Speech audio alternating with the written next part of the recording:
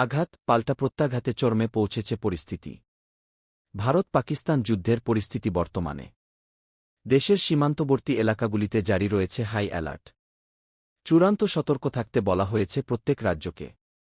ইতিমধ্যেই নবান্ন কেন্দ্রের সঙ্গে একাধিকবার বৈঠক করছে। যুদ্ধ হলে তার মোকাবিলা কোনো পন্থায় সেই নিয়ে সতর্ক করা হয়েছে রাজ্যগুলিকে। এরই মধ্যে এবার এ রাজ্যে বিকাশ ভবনের সামনে অবস্থান চালানো যোগ্য শিক্ষকদের জন্য বিজ্ঞপ্তি জারি।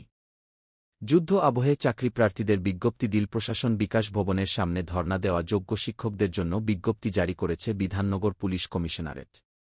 বিজ্ঞপ্তিতে স্পষ্ট করে বলা হয়েছে, দেশে এই মুহূর্তে যুদ্ধ পরিস্থিতির সৃষ্টি হয়েছে।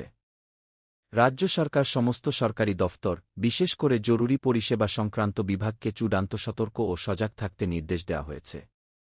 তাই এই মুহূর্তে ওই রাস্তা খালি করে দিতে বলা হয়েছে।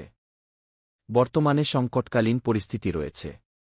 তাই সমস্ত দিক মাথায় রেখে রাস্তা খালি করার নোটিশ দিয়েছে পুলিশ।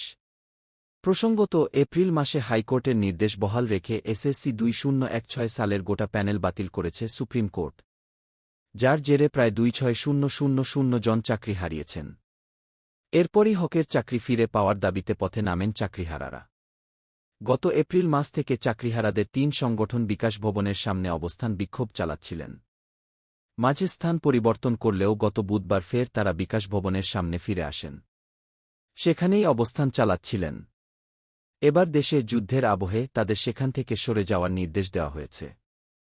ওদিকে এসএসসি ভবনের সামনে থেকেও আপাতত নিজেদের অবস্থান তুলে নিয়েছেন চাকরিহারারা।